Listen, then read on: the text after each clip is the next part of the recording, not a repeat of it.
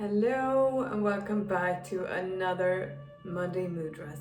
I hope that you are well and that you've had a good weekend and a good week and that you've had time to try out the other mudras that we did last week.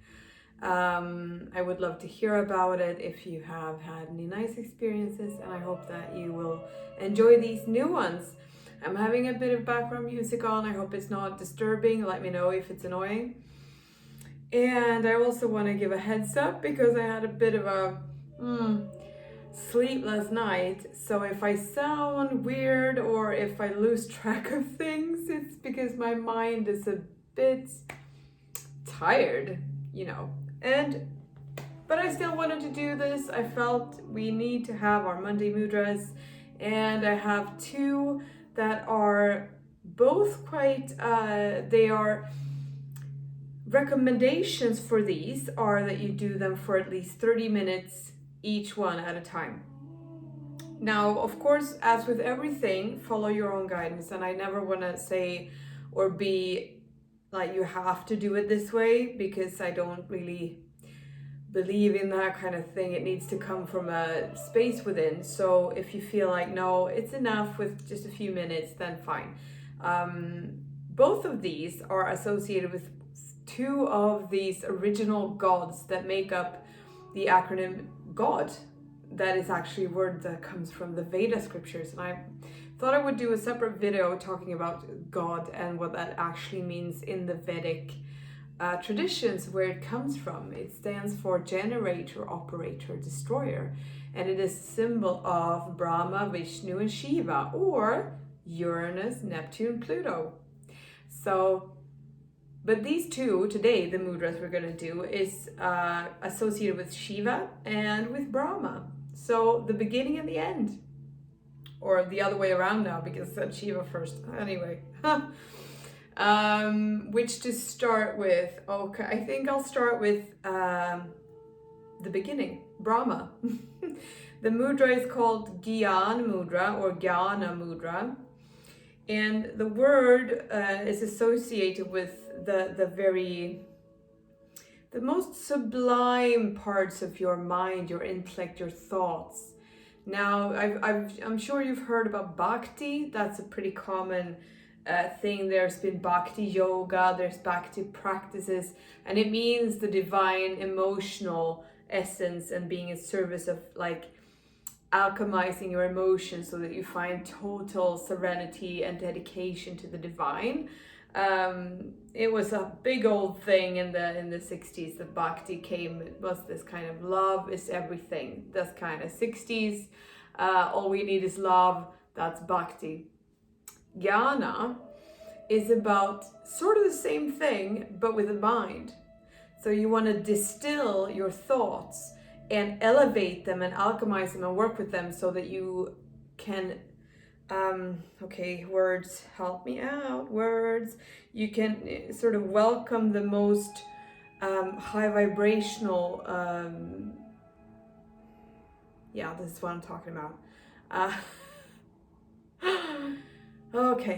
Like philosophy or higher vibrational thoughts, or getting in touch with the cosmic mind, the higher mind, not the ego thoughts of like worries and judgments and getting stuck in here or having very closed frames of minds. Jnana is the higher level of thinking, because the mind isn't a bad thing. It's not like an evil thing. You have it because you need to use it, and you're here to learn through it. Jnana is basically a mudra that will help you get in touch with this higher aspect of your thinking, connecting with higher knowledge. And Brahma, this god that is associated with this mudra, he is the beginning of everything. He is the generator. He's the birth of everything new. And if we go to the planet Uranus, it's all about going through the veils of illusion, finding the actual truth of things. So, it's like I'm no longer interested in believing. I want to know, and by knowing, again, not based on this very intrinsic frame of mind that is coming from outside in, but a knowing that is centered in my heart and in my head and my space and from the divine. So it's basically connecting with your higher self's ultimate opening of the mind, right?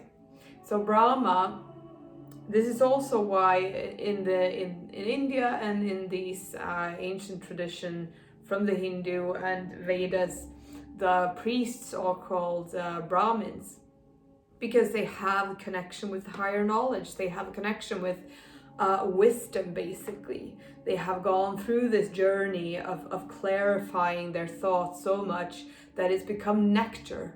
It's become the universal cosmic nectar of the divine. And this is the wisdom that you should follow. So yes, so this mudra will basically help you connect with that and open this up for you and clarify the head, mind, and your thoughts. It can also declutter, center, and stabilize yourself. It's connected to the root chakra, which is like the whole ground that you stand on. So it will help you kind of center, calm, de-stress, stabilize. And this mudra you will have seen, because it's this one. Very, very simple. So you sit here. Now I know you don't see my hands there, but yeah, this is what I'm doing. So you have the thumb and your index, sorry. In Swedish, index finger is called pekfinger. That's why I said pinky, so you know this now.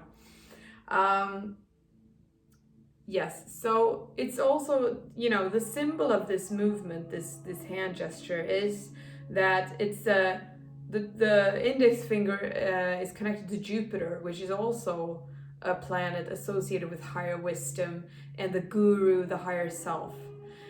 So it's like bringing this back to yourself, connecting this back to your inner self. You're pointing the index finger back into yourself to connect with this divine wisdom, this deeper knowledge of things, of everything, of the universe. It's also these two fingers symbolize yourself and the divine truth. And I think it's the thumb that is the symbol of Brahma, like the cosmic god of awareness and knowledge and wisdom. And the index finger is a symbol of a representation of you, your individual self, which is called Atma. So bringing them together is connecting you to the divine eternal wisdom of Brahma and everything. So sitting here in however way you like, if you want to sit in a couch or if you want to sit like a lotus or whatever, how you want to sit. So you put your index and your thumb together and you just sit here, shoulders back, be sure to relax. And if you want to, before you start with these, you can center yourself on Anjali Mudra. You can also do a bit of a stretch and just like here. And it's important that your hips are in the same direction forward. And then you kind of, this rotation is you going upward in the spine. Like imagine that you're spiraling upward rather than facing this. You're not going this way, you're going that way, but you're turning. So you just do this, so you center yourself and then center and here. And 30 minutes is what they say that this one should take. And when you do this, you can focus on rooting yourself down. When I did this, I want to tell you, share how I experienced this when I started practicing it. After a while, which was very, very interesting, given what it means, I felt this kind of channel open. It was like I saw sparkly diamond-like stars, or like a channel of light from my forehead up. And it was this kind of gateway opening. So if you want to, you can open for connection with the higher self, or you can root yourself down, or just do nothing and breathe and center and relax. So this is Gyan Mudra. Okay, so mudra number 2. Now we are going to Shiva. Shiva is a very well-known deity in this, in the Veda and in other parts of the. Oh God. You know, when you're trying to sound like, oh, I've got it so together, I'm so on top of things, and you're really just like, oh, good Lord. Okay, I'm gonna leave this in because this is who I am. This is what I'm like today. But Shiva is the deity of destruction, of consciousness. He's the only deity that doesn't have an origin story, a birth story. All the other ones have stories and myths of how they came to be, but he doesn't have one. He's just existed always. And it's said that this is a symbol of him being a representation of absolute consciousness, which is eternal. He is eternity himself. He's always been there. So, and he symbolizes death, he symbolizes transition, deep transformation, transcending the ego and the physical realm. He often retreats back to a mountain called Kailash, and it's said that he's the one who gifted astrology and the knowledge of the stars to the people. I think it was 7 monks who, in the story, went up to Mount Kailash and visited him. So this knowledge is said to come from him, or this divine eternal, it's the consciousness itself, right? So that's him. Anyway, there's also an aspect of Shiva that's even older than him, which is called Rudra. And this mudra is actually called Rudra Mudra. That rhymes. And I thought, this is brilliant, I have to do that one. So Rudra Mudra is also a mudra you should do for 30 minutes, according to recommendation. Of course, as I said, like with the other one, you can choose to do it in smaller bits throughout the day. You can choose to do it however long you want to. But yes, 30 minutes. And it's because they have certain influences. They are a bit stronger, and they deal with the chakras that are in the lower end, the more dense chakras. This is solar plexus chakra, Mudra. So that might be a reason why. Now, Rudra is a god that is called or known as the storm. He's an aspect of Shiva, basically. It's also, the Rudra word means howler or terror. So it sounds kind of harsh. But remember, Shiva is the destroyer. Pluto is the destroyer. So everything has to end. But this mudra doesn't mean that, really. It doesn't give you connection to endings. It does invoke fire. It brings energy. It brings heat. It creates circulation in the body. So if you feel dense, if you feel tired, if you feel a bit like you're too much up in your head, you can ground with this. It can alleviate dizziness, sharpen your mind, focusing your mind, because the hand gesture itself is this. If you imagine here, we have this one that we just did. If you just take your ring finger, this one, and bring that to your thumb, so here. So you have here Gyan Mudra. You just bring the ring, it's harder than it looks, the ring finger down so that you have these 3 together, like Spider-Man. Oh, I'm sorry, I'm just all over the place. But here, yes, you should be like this. So like like 3 fingers together, and these 3 fingers symbolize the meeting of air, earth, and fire as elements, and this creating a storm. But what it's actually doing is increasing your digestive system. It can increase your fire of digestion, because that is a pitta, fire energy. So solar plexus again. So what you should do is sit here. You have your hands the same on your knees or in your lap. You can of course sit like this, but if that's a bit tough, it's 30 minutes, so you can rest them here. Focus the fingers together. You can direct your energy to your solar plexus chakra and create a fire energy going. And this is basically what you do. And with this, you can expect to feel more centered, expect to feel more energetic. You can expect to feel lighter, but also more like you have more energy. It's also said, and I've tried to kind of research where this comes from, because I'm not really totally sure how they get to this. I haven't been able to find that, but it's associated with wealth and riches, money. So Rudra Mudra is connected to money coming in.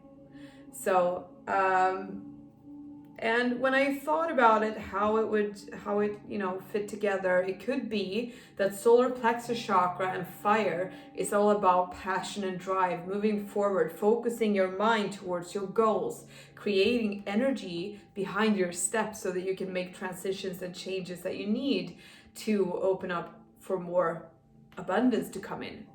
That's how I interpreted it, but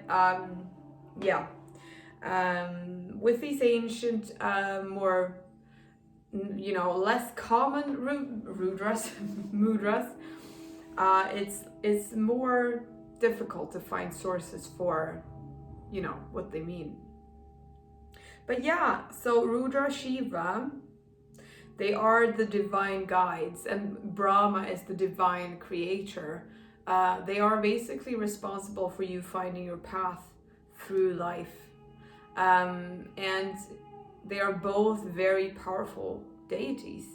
And I thought it was nice to have connection with these two, quite powerful, both the beginning and the ending of everything, basically.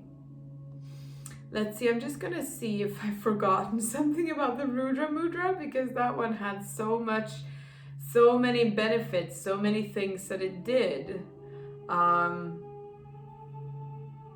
But I think I've gotten the biggest, most important parts. You can use it to gain more energy forward. You can use it to clarify your mind. You can use it to elevate your energy. And because it is Shiva and Rudra, an aspect that is a bit stormy, you might experience that things that are not in alignment with you will start to be moved out of the way. So in that sense, endings, sure, but it's not explicitly expressed for the mudra. That's just me kind of connecting it with Shiva and the energy of Shiva. So anyway, I hope that you've enjoyed this and I wish you all the best and all the luck with the mudras. If you have any questions, don't hesitate to comment and ask me, and I hope that you have a nice week. And I would love to hear what you think, of course, as always. And don't forget to subscribe so you get all the updates on the mudras for coming months and weeks. I mean, I'm just gonna go and hang out on my couch now for the rest of the day and just relax a little bit. So take care, my lovelies. Bye.